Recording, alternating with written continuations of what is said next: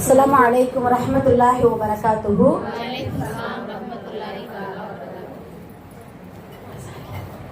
إن الحمد لله رب العالمين نحمده ونصلي على رسوله الكريم إلى يوم الدين أما بعد. எல்லா புகழும் இறைவனுக்கே. அல்லாஹ்வுடைய அன்பும் அருளும் என் பெருமானார் ரசூலுல்லாஹி கரீம் ஸல்லல்லாஹு அலைஹி வஸல்லம் அவர்கள் மீதும் நம் அனைவரின் மீதும் என்றென்றும் நின்று நிலவட்டுமாக. ஆமீன். அல்லாஹ்வுடைய கிருபையினால் ரமதான் பிறை 11வது தராவிஹுடைய தொழுகையை நிறைவு செஞ்சுட்டு அமர்ந்திருக்கிறோம். அல்ஹம்துலில்லாஹ்.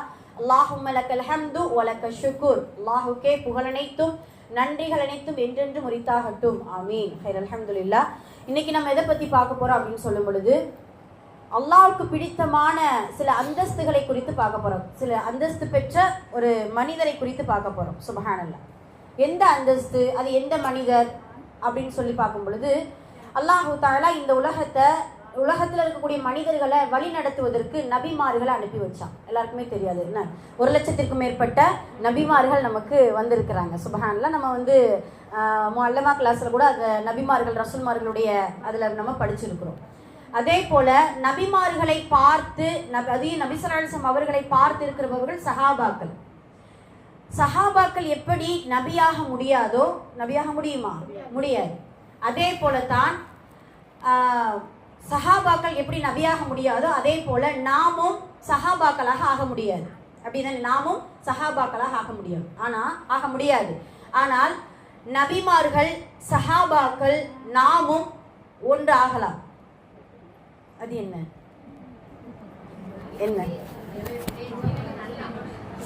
ஓகே வேற இந்த உலகத்துல சரி, ஓகே, என்ன ஆகலாம் அப்படின்னா அவுலியா உல்லாஹ், இறை நேசர்களாக ஆகலாம். நபிமார்கள்ல இறை நேசர்கள் இருக்கிறாங்க, அப்படிதானே? நபிமார்கள் எல்லாருமே அவுலியா உல்லாஹ், இறை நேசர்கள். அதே போல சஹாபாக்கள் இறை நேசர்கள். நாமும் இன்ஷா அல்லாஹ் இறை நேசர்களாக ஆகலாம். சுப்ஹானல்லாஹ். குர்ஆன்ல அல்லாஹ் தஆலா இறை நேசர்களுடைய வரலாறுகளை நிறைய சொல்லியிருக்கா. எப்படி நபிமார்களுடைய வரலாறுகள் அல்லாஹ் சொல்லியிருக்கிறானோ அதே போல இறை நேசர்களுடைய வரலாறு யாரு தெரியுமா? மரியம் அலைஹிஸ்ஸலாம் அவர்கள் ஒரு இறை நேசர். அதே போல லுக்மான் அலைஹிஸ்ஸலாம் அவர் ஒரு நல்லடியார், இறை நேசர். அதே போல ஜக்கரியா அலைஹிஸ்ஸலாம் அவர்களையும் அல்லாஹ் தஆலா நபியாக சொல்லி இறை நேசருங்கிற அந்தஸ்துல அவங்களை கொண்டு வந்திருக்கான். சுப்ஹானல்லாஹ். அதே போல குகையில் வசித்த அந்த குகைவாசிகள், அந்த இளைஞர்கள் ஒரு 7 பேர் இருக்காங்க இல்லையா?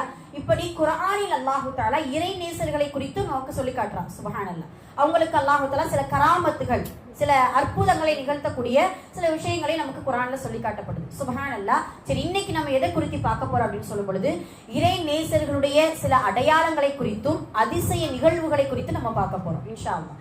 இதை நம்ம கேட்கறதுக்கு முன்னாடி அந்த இறை நேசர்களுடைய அடையாளங்களையும் தன்மைகளையும் நம்ம சொல்ல போறோம். இந்த தன்மைகள் நம்மளிடத்தில் இருந்தால் நாமும் இன்ஷா அல்லாஹ் அவுலியா உள்ள இறை நேசர்கள் தான்.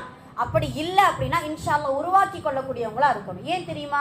இறை நேசர்களுக்கு அல்லாஹு தஆலா சொல்லக்கூடிய வெகுமதி, ஒரு பலன், ஒரு ஃபாயிதா என்ன அப்படின்னா, லஹுமுல் புஷ்ரா ஃபித் துன்யா வல் ஆகிரா. அவர்களுக்கு இந்த உலகத்திலும் நல்வாழ்த்து, மறுமையிலும் நல்வாழ்த்து அப்படின்னு சொல்லிட்டு அல்லாஹு தஆலா சொல்லி காட்டுகிறான் குர்ஆன்ல. அது மட்டுமல்ல, அவர்களுக்கு சுவனபதிகள், அவர்களுடைய கடைசி நேரத்தில் நல்ல ஒரு அழகான ஒரு மரணம் அப்படின்னு சொல்லிட்டு நிறைய விஷயங்கள் இறை நேசர்களாக ஆகினால் நமக்கு கிடைக்கக்கூடிய பலன்களையும் நற்கூலியும் நமக்கு அல்லாஹு தஆலா சொல்லி காட்டுறான்.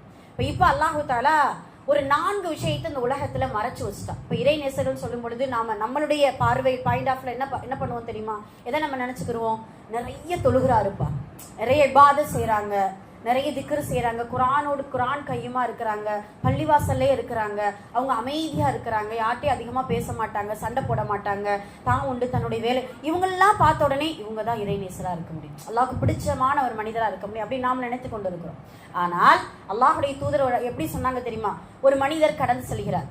அவரை பார்த்தீங்கன்னா ரொம்ப ஃபக்கீரான ஒரு கோலம், ரொம்ப ஆடை ரொம்ப அழுக்கா இருக்குது, ரொம்ப இதுவா இருக்கிறாங்க. இப்போ சஹாபாக்கள்கிட்ட கேட்குறாங்க, தோழர்களே, இவர்களை குறித்து நீங்க என்ன நினைக்கிறீங்க? யா அல்லாஹ்வுடைய தூதரே, இவர்களை குறித்து என்ன நினைப்பது? இவர் சாட்சி சொன்னா யாரும் ஏத்துக்க மாட்டாங்க, இவர் பொன் கேட்டா யாரும் என்ன செய்ய மாட்டாங்க, கொடுக்க மாட்டாங்க, இவரை ஒரு ஒரு யாரு 4 பேர் மதிக்கிற அளவுக்கு என்ன செய்ய மாட்டாங்க, அவங்க இது பண்ணிக்க மாட்டாங்க அப்படின்னு சொல்றாங்க. அப்படியா? ஓகே.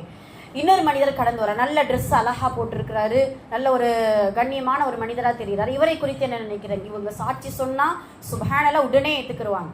இவரை தலைவரா யாராவது தேர்ந்தெடுக்கணும்னு ரெக்கமெண்டேஷன் பண்ணாங்க அப்படின்னா டக்குன்னு என்ன செஞ்சுக்குருவாங்க, ஏத்துக்குருவாங்க. ஏன்னா செல்வந்தரா இருக்கிறாரு, நல்ல ஒரு ஆடை அலங்காரத்தோடு நல்லா இருக்கிறாரு. இவர் பெண் கேட்டா இல்ல, கேட்காம இருந்தாலும் என்ன செஞ்சிருவாங்க, தேடி போய் கொடுத்துருவாங்க. அப்ப அல்லாஹுடைய தூதர் அழகான வார்த்தை சொல்றாங்க, அவரை காட்டிலும், யாரு, இந்த செல்வந்தரை காட்டிலும் கண்ணியம் என்று நீங்க நினைக்கிறீங்களே, கண்ணியத்திற்குரிய இவரை காட்டிலும் அவர்தான் அல்லாஹ்விடத்தில் சிறந்தவர். ஏன்? அவர்களுடைய உள்ளத்துல இருக்கக்கூடிய இறையச்சம், அவர்கள் தனிமையில் இருக்கக்கூடிய அல்லாஹுடைய தொடர்பு, சில தன்மைகள்.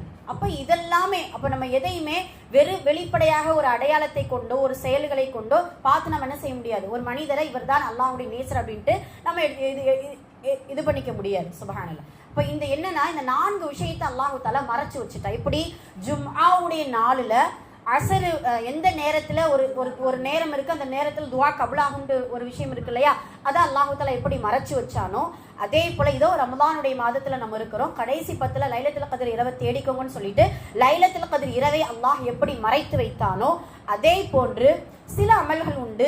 எந்த அமல் செய்தால் அல்லாஹுடைய நெருக்கம் கிடைக்கும் என்கின்ற அமலை கூட அல்லாஹ் என்ன செஞ்சுட்டான், அந்த உலகத்துல மறைச்சு வச்சுட்டான். ஏன்னா அதுலதான் மனுஷனுடைய கவனம் போகும், மற்ற அமல்கள் என்ன செஞ்சிருவான், விட்டுருவா. இப்ப உதாரணமா தொழுதாதான் உங்களுக்கு அல்லாஹுடைய நெருக்கம் கிடைக்கும், அல்லாஹுடைய இறை நேசர்களாக ஆக முடியும் அப்படின்னா அந்த மனிதன் தொழுதுகிட்டு தான் இருப்பான், நோன்பு வைக்க மாட்டான், ஜக்காத் கொடுக்க மாட்டான். இப்படியெல்லாம் இருக்கு இல்லையா. அப்ப மறைவான சில அமல்கள் இருக்குது, அதை என்ன செஞ்சுட்டு அல்லாஹு தஆலா மறைத்து வைத்து விட்டான். 3 விஷயம். 4வது விஷயம் நாம் இன்னைக்கு பேசிக் கொண்டிருப்பது, இறை நேசர்களையும் இந்த உலகத்தில் அல்லாஹ் மறைத்து விட்டான். இந்த உலகத்துல என்ன செஞ்சுட்டு அல்லாஹ் மறைத்து விட்டான். ஆனால் அவர்களுடைய தன்மைகளை நமக்கு அல்லாஹு தஆலா சொல்லி கொடுத்திருக்கிறான் குர்ஆன்ல.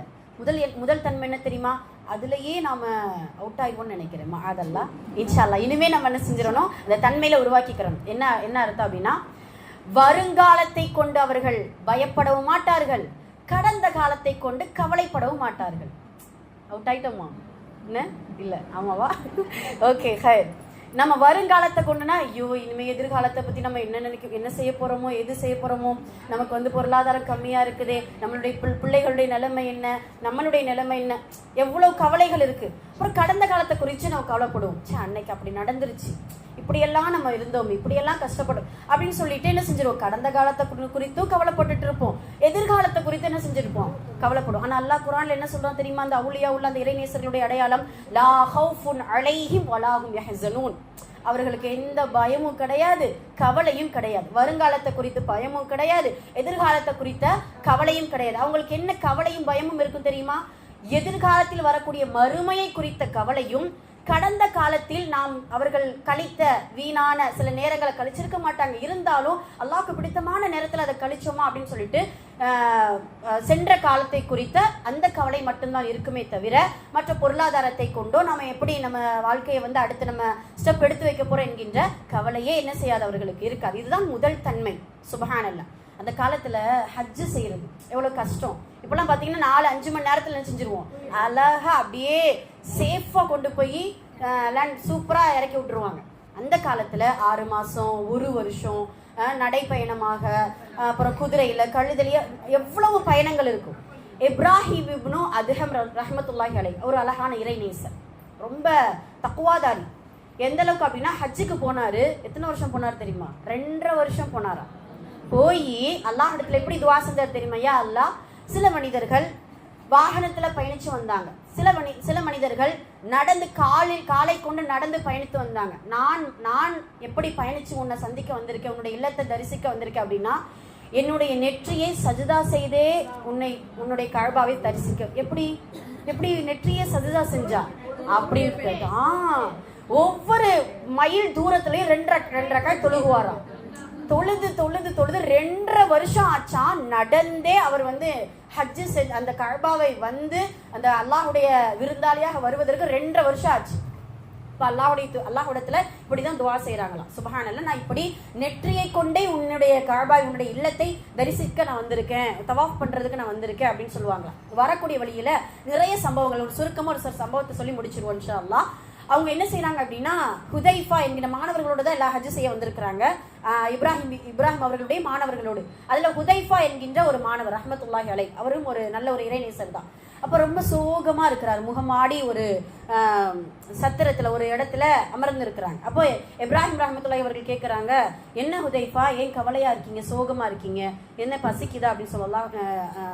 அவர்களே, உஸ்தாத் அவர்களே, எனக்கு ரொம்ப பசியா இருக்குது, தாகமா இருக்குது, ரொம்ப களைப்பா இருக்குது. அப்படியா, ஒரு பேப்பர் கொண்டு வாங்க. அந்த பேப்பர் எழுதுற வாசகம் பாருங்களேன், சுப்ஹானல்லாஹ். இதுதான் அல்லாஹ் இறை நேசர்களுடைய தன்மை. அந்த தன்மையெல்லாம் பெறணும் அப்படின்னா நிறைய விஷயங்கள் நம்ம இழக்கணும், நிறைய விஷயங்களை நம்ம தியாகம் பண்ணணும். சுப்ஹானல்லாஹ். அதில் சொல்லக்கூடிய வார்த்தை என்ன அப்படின்னு சொன்னா, அனல் ஹாமிது வஷாக்கிரு வதாக்கிரு. யா அல்லாஹ், நான் ஹாமிதாக இருக்கிறேன், புகழக்கூடியவனாக இருக்கிறேன். வஷாக்கிரு, நன்றி செலுத்தக்கூடியவனாக இருக்கிறேன். வதாக்கிரு, நான் உன்னை திக்ரு செய்யக்கூடியவனாக இருக்கிறேன். அதனால நான் ஆடையின், அதாவது குறைவான ஆடையோடு இருக்கிறேன், சரியான பயணத்துக்கான ஆடை இல்லை, தாகத்தோடு இருக்கிறேன், பசியோடு இருக்கிறேன். 3 விஷயம் இப்படி இருக்குது, 3 விஷயம் அப்படி இருக்குது. இந்த 3 நான் உனக்கு செஞ்சிருந்தேன். என்ன செஞ்சிருந்தேன்? புகழ்ந்துடுறேன், திக்ரு செஞ்சிருந்தேன், சுக்ர் செஞ்சிடுறேன். அதே போல என்னுடைய பசியையும் தாகத்தையும் ஆடையுடைய குறைவையும் என்ன செஞ்சிடணும்? நீக்கி கொடுத்துடணும். பாதி உனக்கு உன் கடமை, பாதி என் கடமை அப்படின்னு சொல்லிட்டு ஒரு பேப்பர்ல எழுதி அவர் என்ன செய்யறாரு, நீ இப்போ என்ன செய், இந்த மாடத்துல இருந்து வெளியில போ. ஒரு பள்ளியில தங்கியிருக்காங்கன்னு நினைச்சுக்கோங்களேன், அந்த பள்ளியில இருந்து நீ வெளியில போங்க. ஹுதைஃபாட்ட மாணவர்கிட்ட கொடுத்து வர்றாரு. இப்போ கொடுத்து விட்ட உடனே முதல்ல அந்த மனிதர் அந்த பள்ளிவாசலுக்குள்ள வரக்கூடிய முதல் மனிதரிடத்துல இந்த சீட்டை கொண்டு போய் கொடுத்த உடனே அந்த மனிதர் எடுத்து படிச்சு பார்க்கிறார். படிச்சு பார்த்த உடனே அந்த மனிதருக்கு அழுக. சுப்ஹானல்லாஹ், இது என்ன ஹாமீத், ஷாக்கிர், ராக்கிர், இந்த 3 தன்மை இருக்கக்கூடிய மனிதன் பார்த்தீங்கன்னா அபூர்வம், ரொம்ப ஷுக்கூர். அதுல ஒரு சில பேர் புகழ்வாங்க, ஷுக்கூர் செய்ய மறந்துடுவாங்க, திக்ர் செய்ய மறந்துடுவாங்க. ஆனால் இந்த 3மே தன்மையோடு இருக்கக்கூடிய அந்த மனிதருக்கு இவ்வளவு குறைபாடா அப்படின்னு சொல்லிட்டு அவரிடத்துல இருந்த சில பண முடிச்சுகள் என்ன செஞ்சிடறாரு, அந்த ஹுதைஃபாட்ட கொடுத்துடுறாரு. கொடுத்த உடனே அந்த ஹுதைஃபா தன்னுடைய உஸ்தாத்தை கொடுத்த உடனே பார்த்தீங்களா, அல்லாஹ் தஆலா எப்படி உதவி செய்கிறார் நமக்கு, சுப்ஹானல்லாஹ். அப்போ அதை பார்த்த உடனே அவர் அந்த நம்ம இப்ராஹிம் இப்னு அதஹம் ரஹ்மத்துல்லாஹி அவர்கள் பார்த்த உடனே இது நமக்கு ஹலால் ஆகலை சொல்ற மாணவர் வந்து கொடுக்குறாரு, இது நமக்கு ஹலால் ஆகலை, இப்போ ஹராமாகத்தான் இருக்குது. ஏன், எதனால? இந்த மனிதர் கொடுத்து விட்ட மனிதர் எந்த மதத்தை சார்ந்தவர் தெரியுமா? பார்த்தீங்கன்னா நஸ்ரானி மதத்தை சார்ந்தவர். உள்ள அந்த பின்னாடி கொடுத்து விட்ட அந்த மனிதரும் உள்ள வர்றாரு. வந்த உடனே இப்ராஹிம் இப்னு அதஹம் ரஹ்மத்துல்லாஹி அவர்களிடத்துல பைஅத் செஞ்சு ஷஹாதத் கலிமா சொல்லி இஸ்லாத்தை ஏத்துக்கிட்ட பின்னாடி தான் இப்பொழுதுதான் இந்த பொற்காசு நமக்கு ஹலாலாகி இருக்கிறது அப்படின்னு சொல்றாங்க. சுப்ஹானல்லாஹ். இப்படி வாழ்க்கை முழுவதும் எதிர்காலத்தை குறித்து கவலையும் கிடையாது. இப்பெல்லாம் நம்மளாம் ஹஜ்ஜுக்கு போனா எவ்வளவு ஏற்பாடு, பயங்கரமான ஏற்பாடு செஞ்சுட்டு போயிடும். அவங்கெல்லாம் பாத்தீங்கன்னா எந்த ஏற்பாடும் கிடையாது. அல்லாஹ் உண்டு, அல்லாஹுடைய அவனுடைய நாட்டம், அவன் எப்படி நமக்கு உதவி செய்வானோ அந்த உதவி செய்வான் அப்படின்னு சொல்லிட்டு அவர்கள் போகின போக்குல தான் என்ன போவாங்க. சுப்ஹானல்லாஹ். இப்போ இப்படி நிறைய வரலாறுகள் நம்ம அவுலியா உள்ள இறைநேசர்களுடைய தன்மைகளாக நம்ம எடுத்துக்கொள்ளலாம். சுப்ஹானல்லாஹ். அதனால இன்ஷா அல்லாஹ் இதுதான் முதல் தன்மை. சுருக்கமா 2 தன்மையை சொல்லி முடிச்சிருவோம். 2வது தன்மை பாத்தீங்கன்னா, அவர்கள் அந்த இறை நேசர்களுக்கு இருக்கக்கூடிய 2வது தன்மை, பறவைகளை போல அல்லாஹ் மீது தவக்குள் வைப்பாங்களாம். பறவைகள் என்ன செய்யும்? காலையில வயிற்றோடு போயிடும், சாயந்தரம் வயிறு நிரம்ப வந்துடும். நாம என்ன செய்வோம் அப்படின்னா, நேத்து வச்ச குழம்ப ஃப்ரிட்ஜில் வச்சு தவக்குள்ள தூக்கி ஃப்ரிட்ஜில் வச்சிருவோம். ஆமா, அப்படிதான். அதுலயும் அது இந்த இஃப்தார் சஹருக்கெல்லாம் கொஞ்சம் அப்படி இருக்கும். சரி, ஹைர், அல்ஹம்துலில்லாஹ். அப்படி நாளை என்கின்ற, அடுத்த வேலை உணவு என்கின்ற, உணவு மட்டும் இல்ல, அடுத்த வாழ்க்கை, எதிர்காலம் எல்லாமே இறைவனிடத்துல ஒப்படைச்சிருவாங்களா. சுப்ஹானல்லாஹ். யா அல்லாஹ். ஆனா அதற்கான முயற்சி செய்வாங்க. அதற்கான முயற்சி இல்லாம செய்யறது வந்து ஒரு நல்ல இது கிடையாது. அதற்கான முயற்சி இருக்கு. எப்படி பறவை பறந்து போகுதோ அதுதான் அதனுடைய முயற்சி. அதே போலதான் அல்லாஹ்விடத்துல தவக்குள் வைக்கணும், அதற்கான முயற்சிகளை செய்ய வேண்டும். இன்ஷா அல்லாஹ். அது இறைநேசர்களுடைய 2வது அடையாளம். 3வது அடையாளம் இன்ஷா அல்லாஹ், அதுதான் ரொம்ப முக்கியமானது. எதை செஞ்சாலும் உறுதியா செய்வாங்க. எதை செஞ்சாலும் உறுதியா, ஒரு நன்மையா உறுதியா செய்வாங்க, தொடர்ந்து செய்வாங்க. அதுலயும் சின்ன சின்ன விஷயத்துல கூட படிப்பினை எடுத்துக்கிடுவாங்களா அந்த இறைநேசர்கள். நம்மலாம் சின்ன விஷயத்த, நம்ம ஏதாவது ஒரு விஷயம் நடந்துருச்சு அப்படின்னா நம்ம ஒரு இதுவா நினைப்போம், ஒரு பலகீனமா நினைப்போம், இதெல்லாம் ஒரு விஷயமா அற்பமா நினைச்சிருவோம். அதுல பாருங்களேன், ஒருத்தர் வந்து ஒரு திருடன், அந்த காலத்துல திருடுனா என்ன செய்வாங்க? கை வெட்டிடுவாங்க. அப்ப பாத்தீங்கன்னா ஒரு மனிதனுக்கு 4 முறை அவன் திருடி இருக்கான். இங்க பாதி கை போயிட்டு, இந்த பாதி கை என்ன செஞ்சுட்டு போயிட்டு, அந்த காலத்துல கால்களை வெட்டி இருக்கிறாங்க. திருடுனா அதுல கால்களை வெட்டி, அப்போ ஒரு பாத்தீங்கன்னா கடைசி நேரத்துல ரொம்ப திருடன், அந்த திருட்டு குணங்கள் ஜாஸ்தியாக தண்டனை கொடுக்க அந்த மனிதன் இறந்தே போயிட்டானா. அப்ப அந்த மனிதனுடைய சடலத்தை அடக்கம் செய்யறதுக்காக வைக்க இந்த ஒரு இறைநேசர் இதை பார்த்து ஒரு வார்த்தை சொல்றார், சுப்ஹான் அல்லாஹ், பாவத்தில் கூட எவ்வளவு இஸ்திகாமத்தா இந்த மனிதர் இருந்திருக்கிறார். உங்களுக்கு புரியுதா? பாவத்துல கூட இஸ்திகாமத்தா இந்த மனிதன் இருந்திருக்கானே, என்னன்னா உறுதியா இருந்திருக்கான். திருடுறதுல கூட இஸ்திகாமத்தா இருந்திருக்கிறானே. எவ்வளவு கை வெட்டப்பட்டிருக்கு, எவ்வளவு கால்கள் வெட்டப்பட்டிருக்கு. ஆமா, உறுதியா இருந்திருக்கா. நாம நன்மை இஸ்திகாமத், அது நம்ம அவர் சொல்ற போல நாம பாவத்துல என்ன செஞ்சிருக்கோம்? ஆமா, மஆதல்லாஹ். அதே போல அதை விட அதிகமாக நன்மையில என்ன செய்யணும்? இன்ஷா அல்லாஹ் இஸ்திகாமத்தோடு இருக்கணும். அப்படித்தான் அந்த இறை நேசர்கள் இருந்தார்கள். கடைசி வரைக்கும் இருக்கக்கூடியவர்கள் தான் இறை நேசர்கள் அப்படின்ட்டு அல்லாஹு தஆலா நமக்கு இப்படியான அடையாளங்களை சொல்றா. நிறைய இன்னும் அடையாளங்கள் இருக்குது. அதாவது உலகத்துடைய பற்றற்ற தன்மை, குறைவான பேச்சு, குறைவான தூக்கம், குறைவான உணவு, இது எல்லாமே இறை நேசர்களுடைய தன்மை. சுப்ஹானல்லாஹ். இந்த தன்மைகள் பெற்றோமையானால் அல்லாஹு தஆலா கடைசி அந்த மரண தருவாயில் நமக்கான ஒரு மலக்குமார்களை நியமித்து நமக்கு ஒரு ஆறுதலான வார்த்தைகளை இன்ஷா அல்லாஹ் சொல்ல வைத்து மறுமையில் இறைநேசர்களுக்கான ஒரு தனி அந்தஸ்தை அல்லாஹு தஆலா இன்ஷா அல்லாஹ் நமக்கு கொடுப்பான். எல்லாம் அல்ல அல்லாஹ் இந்த இறைநேசர்கள் என்கின்ற தன்மை பெற்ற மக்களாக வல்ல ரஹ்மான் அனைவரையும் ஆக்கி அருள் புரிவானாக. ஆமீன். அகுலு கௌலி ஹாதா அஸ்தக்ஃபிருல்லாஹ் லனா வலக்கும் வ ஆகிரு தஅவானா அல்ஹம்துலில்லாஹி ரப்பில் ஆலமீன். அஸ்ஸலாமு அலைக்கும் வரஹ்மத்துல்லாஹி வபரகாத்துஹு.